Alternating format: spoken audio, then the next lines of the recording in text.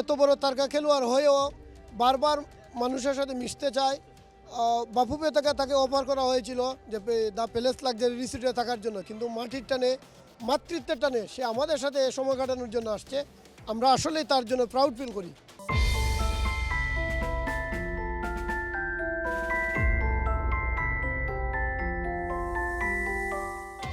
হামজা চৌধুরী মনে হয় কাউকেই ফিরিয়ে দিতে পারেন না, যেমনটা দেখতে পাচ্ছেন এলাকাবাসী ঠিক এই রাতে ছুটে এসেছে। ঠিক রাতে না, তারা অনেক আগে এসেছে, কিন্তু হামজার দর্শনটা পায়নি। হামজা চৌধুরী মাত্র ছবি তুললেন, তাদের আবদার মেটালেন।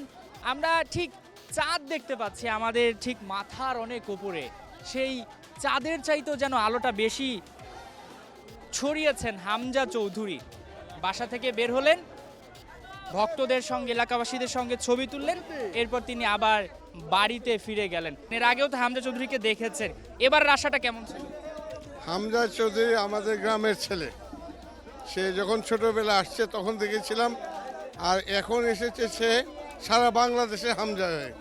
এখন আর আমার গ্রামের হামজা না, সারা বাংলাদেশের হামজা। এটা আমাদের গর্ব, আমরা প্রাউড হামজার জন্য, যে হামজা আমাদের গ্রামের ছেলে, আমাদের আত্মীয়।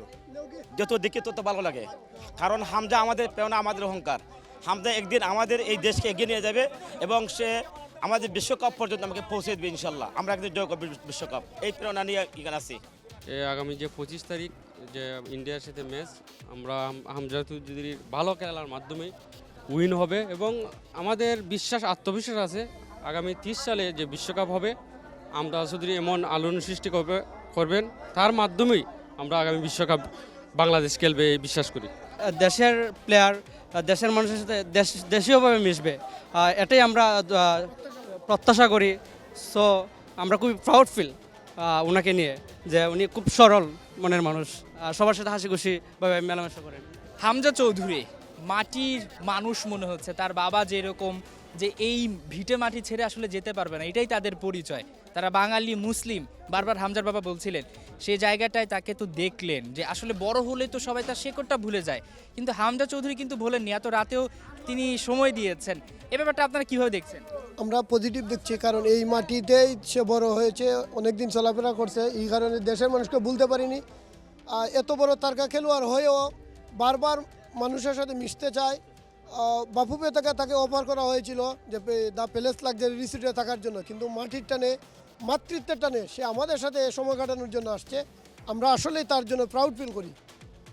হামজা চৌধুরীর জন্য প্রাউড ফিল করছেন একজন, এবং একই সাথে কিন্তু পুরো বাংলাদেশের যত মানুষ রয়েছেন, যত ভক্ত সমর্থক রয়েছেন হামজা চৌধুরী, সবাই কিন্তু আসলে সেই প্রাউড ফিল করছেন। একই সাথে বলে রাখতে চাই, হামজা চৌধুরী ঠিক যেমন সরল মনের এবং মাটিও মানুষের, একইভাবে তিনি কিন্তু বলছিলেন যে কাদা মাটির সঙ্গে মিশে যেতে হবে তার সন্তানদের। তিনি কিন্তু এই উঠোনে ক্রিকেট খেলেছেন, ফুটবল খেলেছেন, সব কিছুর মিশেলে যদি বলি, হামজা চৌধুরী শুধুমাত্র এই বাড়ির, এই স্নানঘাটের, এই দেওয়ান চৌধুরীর বাড়ির নয়, হামজা চৌধুরী পুরো বাংলাদেশের। আপনি গর্ব করে বলতেই পারেন হামজা চৌধুরী আমাদের দেশের সন্তান।